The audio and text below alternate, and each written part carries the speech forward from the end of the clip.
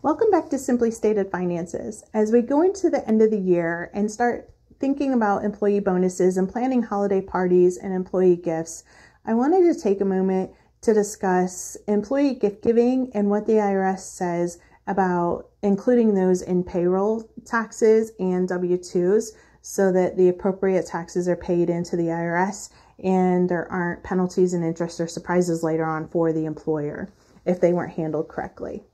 So generally speaking, the IRS has a very minimal list of items that are allowed to be excluded from an employee's W-2 as far as gift giving purposes. So the IRS states that A, if a gift is de minimis in nature, or B, poses an administrative burden to the employer to track and account for, then those don't have to be included in payroll. Some of those items are the occasional coffee or snacks in the office. You don't have to, they're saying that's an administrative burden, so you're allowed to write those things off. You don't have to include those in the W-2. If you give the employee something small for their birthday, they specifically mention mugs or flowers, something of that nature, you don't have to include those in their paycheck. You're allowed to give that sort of gift. If you give the employee an occasional set of tickets to a sporting event or theater, the IRS specifically also mentioned that those are excludable from their paycheck and you don't have to withhold taxes on those. Other things that you're giving to the employee probably need to be included in their W-2 unless you can find a specific line item that excludes it. And the IRS does go on to say that anything over $100 is never considered de minimis in nature. So anything over $100, the IRS is saying goes against a token gift and needs to be included in their W-2. And I know with cost of living and inflation right now, $100 does not seem like a lot, but the IRS doesn't adjust that number very often, and they will come in and use that. That has come up in court cases, so it's easy for an IRS agent to come in and use that court case and say that should have been included in their W-2 and taxes should have been withheld from it. Now, if you are giving cash or gift cards, the IRS says regardless of that value, cash always has to be included in the W-2.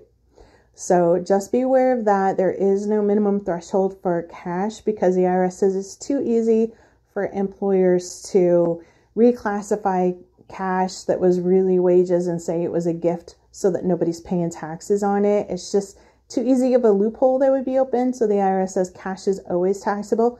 Same thing with gift cards. If you're giving an employee a gift card like an Amazon gift card, the IRS is saying that should also go into the W-2.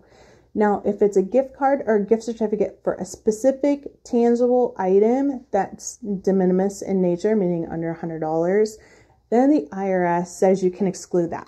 So if you give your employees a gift card or a gift certificate for a turkey at Thanksgiving, for example, the IRS is saying that can be excluded. You can write off the cost of those gift cards and you don't have to include them in the W-2. So that is one specific thing that they said you're allowed to exclude.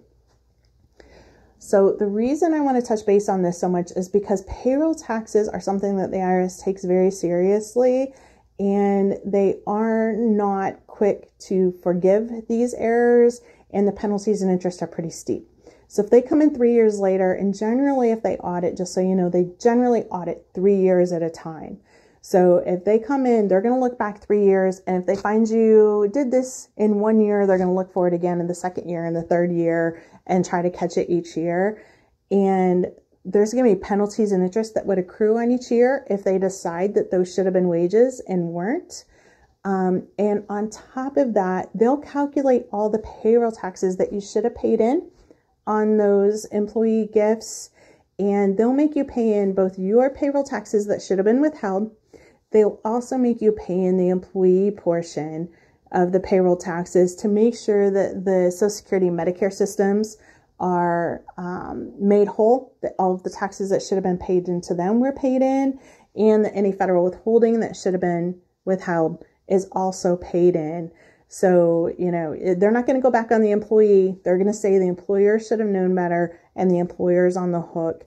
And then on top of that, the penalties and interest that would accrue over those years is very steep, and it starts to snowball, and it becomes a big issue for employers. So something that seems very minor now could be very, very expensive down the line if the IRS should come in and they should, recalculate these and move things around for you.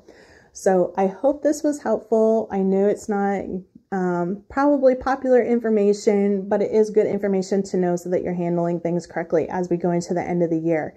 So if you have any questions, drop those down below, or talk to your CPA if you have a specific item that you're wanting to give and you're not sure how to handle that. So those can all be included, and payroll be done correctly before the end of the year and W-2s are generated.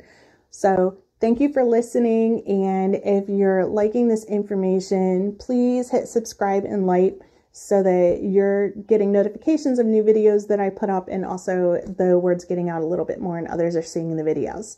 So have a great day, everyone, and I'll see you next time.